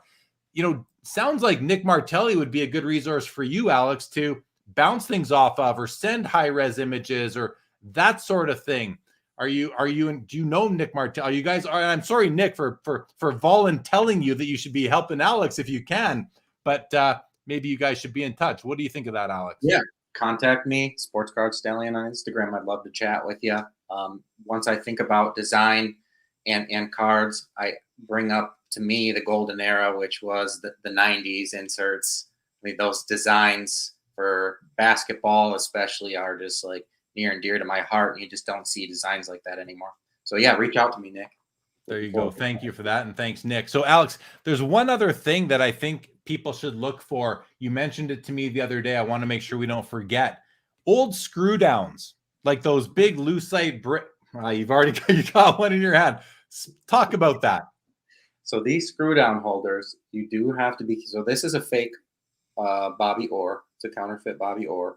But these screw down holders, they were serving the great purpose that they did at the time. But now they can be used as a deceptive way of selling. What sellers will do is they will put Loctite or super glue in these screws, so you will never be able to remove this card unless you have some sort of very intricate wet saw that's going to saw this off, and then later to find out that it is a fake. So yeah, be very careful. Look at the screws. Look right through it, and just make sure that there's no Loctite or super glue that are in there with the screws. Or essentially, like I said to you the other day, it's as good as a brick, right? It's a paperweight, and that's it. I mean, listen, you're dropping knowledge here, Alex. Like that's something that I didn't think of. When I'm set up at a card show and somebody brings me a card that they want to sell me or trade me in any screw down, even the screw downs that kind of look like our one-touch mags now, the magnetic holders, I will open it up to get a look at the card, mostly because I'm looking for the surface. I'm looking at the surface. I'm not, assuming that a card is fake just because it comes in a screw down. I'm not saying you are either, but that level of just tips and tricks, that level of advice you're giving people is awesome. If someone brings you a big lucite, those 1-inch thick old screw downs, open it up. And if you can't open it up, be very careful. It might not be because the screw is jammed in there. It might be because they glued it in there to make sure you couldn't open it up and inspect it. And that's, if Bobby Burrell is still watching, he's like, there's another great tip from Al. And Bobby's probably familiar with that one. He knows his stuff, but I think that's just great advice, Alex. So thank you for sharing that one. Nick Martelli says it's all good. I'll give you a follow for sure. So thanks for that, Nick. T-Dot, here we go. T-Dot says one of the best shows. That's really cool. So that's a nice feather in your cap, Alex. And thank you for sharing all this. Eric Perry says, I buy raw cards often. However, I would never do so without being able to examine the card out of its holder. Very good advice. Make sure you're doing that for sure. T-Dot says there's a great YouTube video on how to spot a Gretzky rookie. Yeah, if you Google fake whatever card, you're going to find something. If you want to purchase Ryan Nolan's book, Spotting Fakes, I believe he covers 50 of the most counterfeited cards out there. And just to give you a quick little glimpse, pictures, information, all sort, what to look for. You can find this on Amazon, Spotting Fakes. I mean, there you go. There's the image. It's got a ton of 33 Gaudy Lou Gehrig's on it. Yeah, there's a fake and a real Joe Montana, as Alex is showing us right now on his screen. So, go buy that book. I think you're good, especially if you're looking to buy one of the cards that are in there and you may not be able to tell yourself. Very just easy to do, right? So there we go. Okay. So are you working? Do you have relationships with the card companies today? And are you trying to get ahead of, like we said, it's easier, I believe, to identify, maybe I'm wrong, I'm going to say it anyway. It's easier to identify counterfeits from before 2000. Are you working with the card companies that are producing cards in 2022, 2023 and forward at all? Yeah. So I am emailing when I do find something. I am emailing them if, the community is not able to get the card removed through the normal standard means, like where you report, like with eBay, you report that it's a counterfeit. And it takes normally like 3 to 5 people to report the same thing, and then it'll raise flags and they'll review it and remove it. If that necessarily doesn't work, then I will contact the companies, and I do have contacts there at Topps and Panini, and I basically let them know, hey, we tried this, and it usually works, but it didn't work this time. We know because of XYZ factors that this is not an authentic card. Heck, it could even be with a modern card where, like the Luca I told you about, that was a gold 1 of 1. I checked the checklist from that year, and it's not even on the checklist. And, you provide them with the basis, and they will take it from there, basically. And they'll send out the proper paperwork to get that card removed. So I do have some relationships with, and did have several meetings at the this last year's national with both Topps and Panini.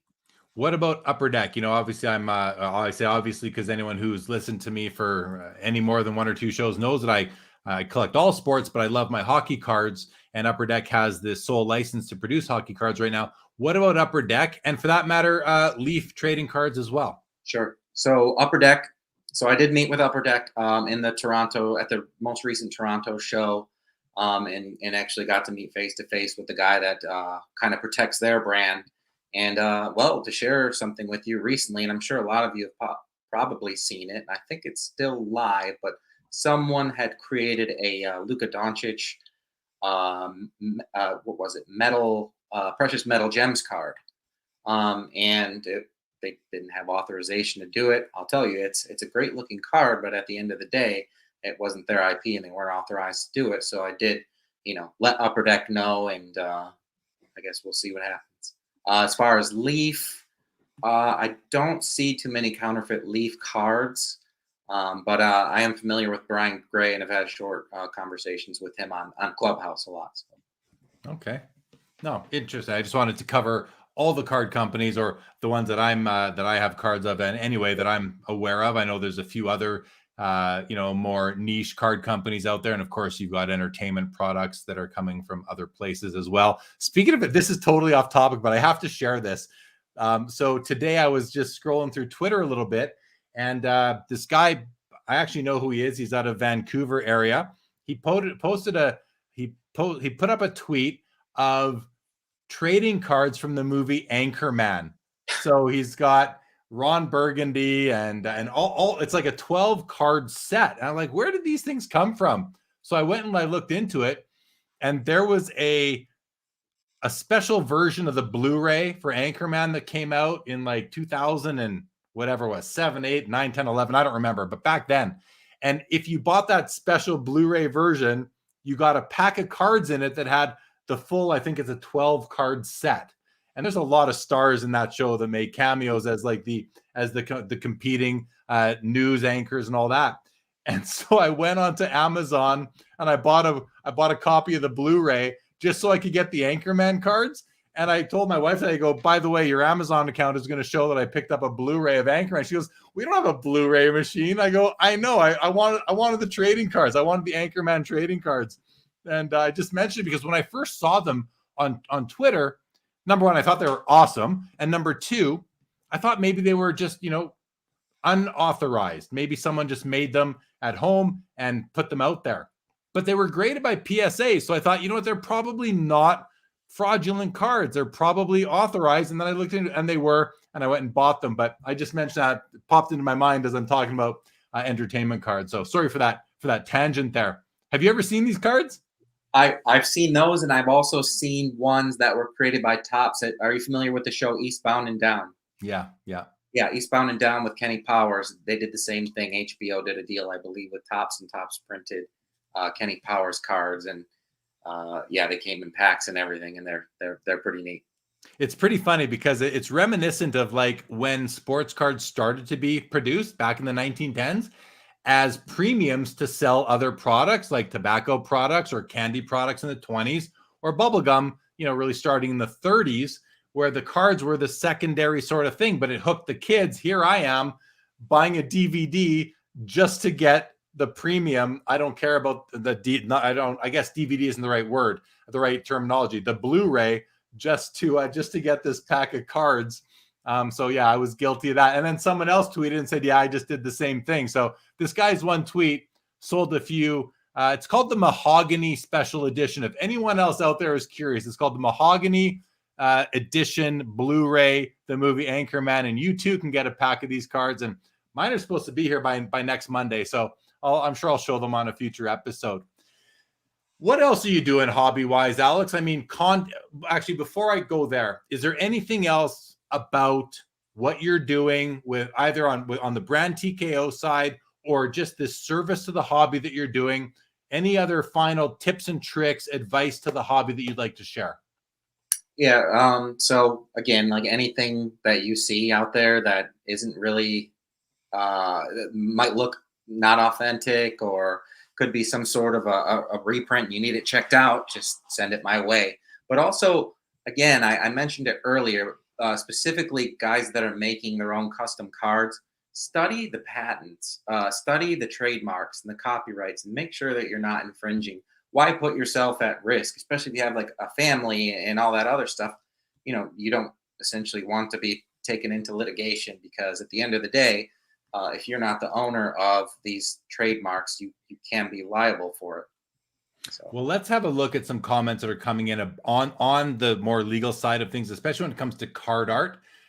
First of all, Nick Martelli says, knowledge is power. You guys provide it to the masses for the hobby. It's awesome. Very nice, Nick. Thanks for that comment.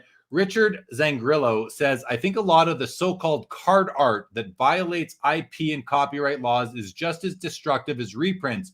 New people to the hobby constantly get duped by those as well. He goes on to say, selling platforms need to work harder to weed those out, like the Michael Jordan Color Blast. So a card that doesn't appear on the checklist, similar to your Luka 1-of-1 gold prism, which we know doesn't exist. That's what Richard's getting at with the Jordan Color Blast.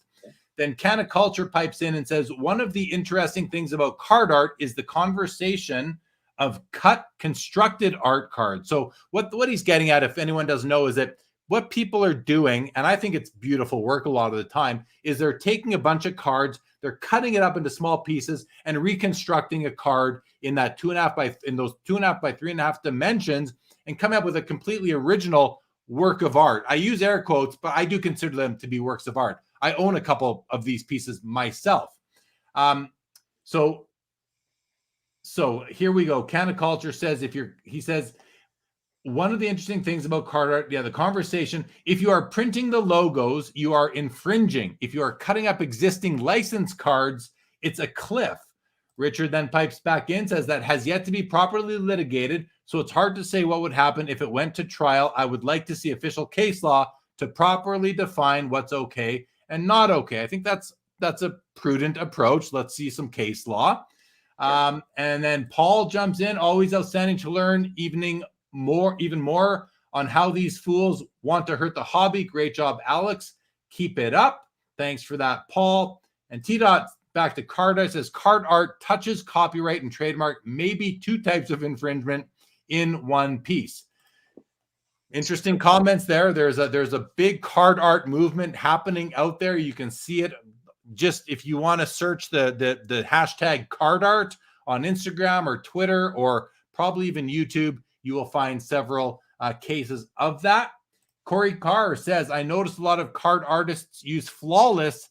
Is that not trademarked? It is. It's for certain it's trademarked. Otherwise, you'd probably see companies other than Panini using it in some way, shape, or form. So, okay, are we good on detecting fraudulent cards, Alex? We're great. Okay. So let's shift focus. We're going to wrap this up shortly. You do your own content. Let everybody know what you're doing on the content front, please. Sure. So again, I am covering fake cards and cards that are in question of being authentic, but also on the fun side, on my passionate side, I go and, like, to our local Walgreens, they sell these mystery boxes. The football ones are green and the baseball ones are blue. I grab those and I unbox them. Typically, I don't find anything worth value in there. It's always common cards or a very, very low end autograph, which again, that's totally fine and dandy. And then you also get a pack or two of some junk wax era cards from maybe the early 90s or late 80s. But I unbox those and open them up and kind of bring some humor and some light into when I reveal the cards. I'll show little movie clips and just different funnies, and it's all a lot of fun. And so that's pretty cool. And where do you share? Do you share that on Instagram? You share it on YouTube? I do. I share that on Instagram. Yep. Okay, cool. YouTube as well, and TikTok as well. So. Oh, TikTok as well. Right on. And because you tipped me off to it, what are you looking to maybe get into in the coming year?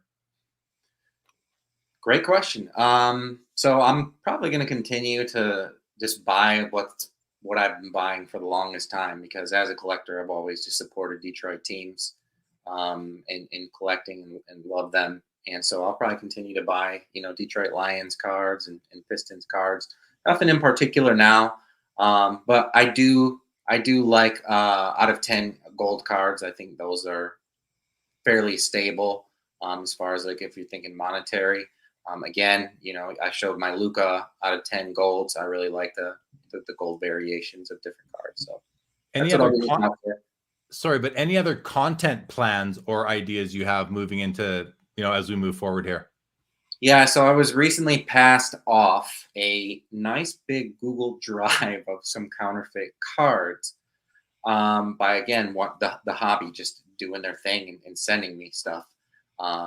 And so with this one in particular, this is hundreds of cards. It's including, the LeBron James, exquisite rookie, the RPA. I plan on doing some content pieces with more of a CoffeeZilla style approach, where it's in depth, it's longer content, it could be up to 10, 15 minutes, just studying exactly, why they're making these cards and where they could be from, and, the IPs that they're infringing on, and where to look out for them if they hit the market. Just basically any little detail. I even bought some suspenders, just like CoffeeZilla has. So it should be a lot of fun. And you said are you familiar with CoffeeZilla, Jeremy? Well, when we were chatting the other day, you mentioned him. I said, I haven't heard of him. And you said to me, you're going to start hearing more and more about CoffeeZilla. And wouldn't you know it? Murphy's Law. I see something. It was either last night or earlier today. CoffeeZilla. I'm like, Alex told me I was going to start seeing more CoffeeZilla. And I did. So, yeah. I haven't watched any of his or her stuff, but I will definitely take a look now. But I'm more interested in what you're going to be doing in CoffeeZilla's style, because I think you're going to build up, if you do enough of these videos and you're consistent with it, Alex, you're going to build up a reference library of material for people. And that's going to become very valuable to the hobby as, in the future. So I commend you, but I also encourage you to do that. I appreciate it. Yeah, I'll have the green screen background and everything. So it'll appear that I'm in a very nice office with leather-bound books, as they would say in Anchorman, but it's all digital and in this green screen. So. Well, Perk right here says, thanks a lot. Just made me go and buy Anchorman Mahogany Edition. Hey, I'm guilty of it too. Me too, Perk. Me too. Some more comments coming in just on like the legality of art and card art. So let's go. T-Dot says the legal test for trademark infringement is public confusion. I'm sort of familiar a little bit with that. So that's a great point from T-Dot right there. Canna says there have been cases outside of the card arena that have ruled in favor of rights for people who buy licensed material and then customize them. For example, rhinestoning clothing or drawing on sneakers, on shoes, which I've seen happen as well. So thanks for that tidbit there, Canna. Mike Double V says, great episode. Remember to hit the thumbs up. So yeah, hey guys, please go ahead, hit that thumbs up button. And if you are not yet subscribed to Sports Cards Live, please go ahead and do so. Gray areas. Terry Fortune, great show, guys. Thank you both. Thank you, Terry. Always good to see you. Happy New Year. Perk says, we did that one. Eric Perry, quick tips and tricks. 3 tools to bring to every card show: a loop, a handheld blacklight, and good old-fashioned common sense. I love that, Eric. Thank you very much for that. Richard says, we've also seen Nike shut down custom shoes that they perceive to harm their intellectual property. It's very uncharted territory. Mark Santucci says, Alex, do you like and have Tiger cards like the Trammell and the Whitaker from 78 and 79? I don't think I have the 78, 79, but I do have a lot of Trammell. And I've had the luxury of meeting Trammell, and he is the ultimate gentleman. He's amazing. Right on. Jake's Toe, yes. Alex and Ryan Nolan are in contact. So there you go. And yeah, we did talk about that a bit earlier. Canna says, same with trademark holders of the card companies and stuff. If Leaf and Topps and Panini don't care and don't litigate or send cease and desist, then nothing can happen, really. Right. Makes sense. Chad Chipper, thank you very much. Good to see you, buddy. Nate, here we go. Nate McDougall, thank you so much. Diamond Card Collector, thank you so much for the comment. Trading Card Chick, Becca, who again will be on this show. I believe it is 2 weeks today. Here are upcoming episodes on the ticker right now. Becca will be on with us on January the 21st. That is 2 weeks from right now. Stiff Arm Wax, thank you so much. Alex doing CoffeeZilla style content for sports cards. LFG, I'm not going to say what that means, but let's blank go. T-Dot, the Coca-Cola swirl on the can is priceless. Thank you, Mark. Appreciate that. Hot sauce. Good stuff, Alex. All right. We're going to wrap this up. This has been great, Alex. Thank you so much for coming on, for doing what you're doing. Rich says, fanatics, hire this man. Yeah, I mean, listen, I don't know if you are being compensated at all for your time and efforts to help protect the hobby. I don't know if you want to be. I feel like you're doing this to do it, but you're putting in time and effort. It would be nice if you and the card companies could work something out. And if you could even like hire an army of people to monitor all the different platforms out there. I mean, so I'm not trying to help you. I'm not trying to, do strategy for you, but I mean, that's like in a perfect world as a very passionate hobbyist, it would be nice to know that there was an army of people out there doing that. So thank you for what you're doing. Sincerely. Of course. No, it's been great. I feel like I've become an authority, and what validates that is people are coming to me and sending me this stuff and saying, hey, is this legit? Or this is a fake card, or this person is printing this logo on a custom card. And it's like, well, thank you. You're doing the work, and let's go through the avenues and protect this hobby. And that's what it's all about. At the end of the day, this hobby is near and dear to my heart. Like I said, I went through a bad breakup a couple of years ago and had a lot of free time all of a sudden. And all this was so therapeutic and really made me and remind me of how much I loved this hobby as a kid. And so getting right back into it was the perfect time. And so all I can do is just give back and help protect the hobby.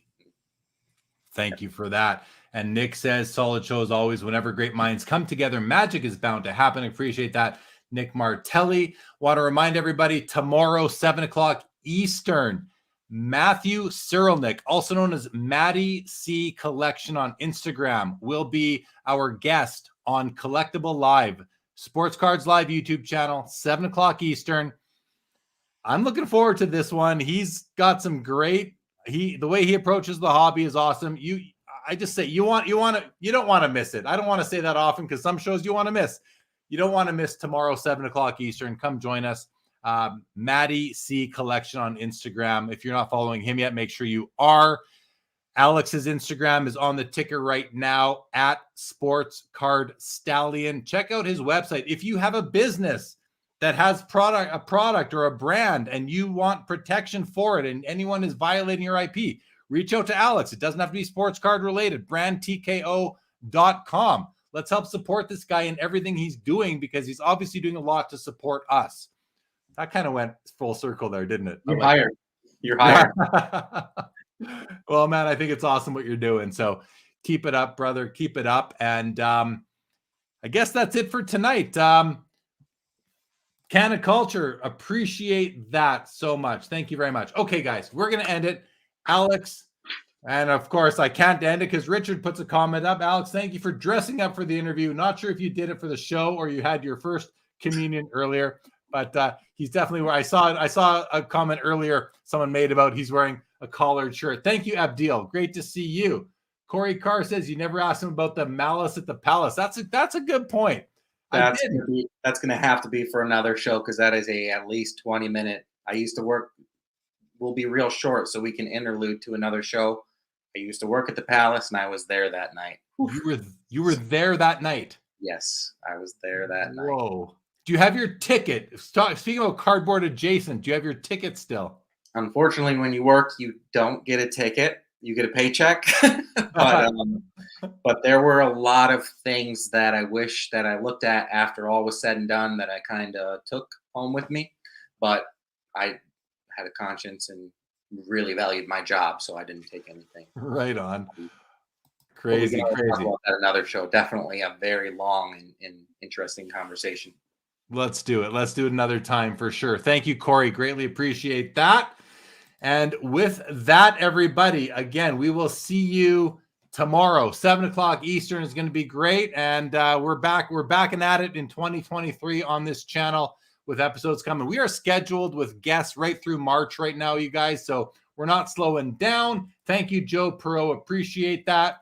And with that, this episode is